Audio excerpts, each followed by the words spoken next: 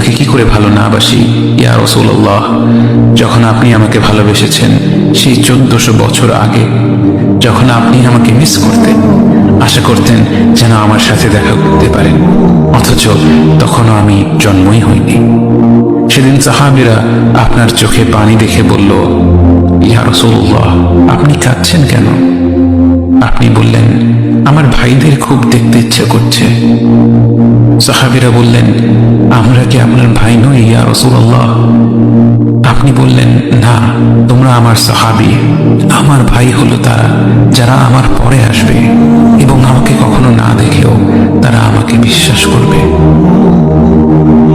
মৃত্যু শয্যায় শুয়ে আপনার অন্তরে এই চিন্তা ছিল যে আমাদের পরিণতি কি হবে। উম্মতি উম্মতি বলতে বলতে আপনি আপনার রবের নিকট ফিরে গিয়েছেন।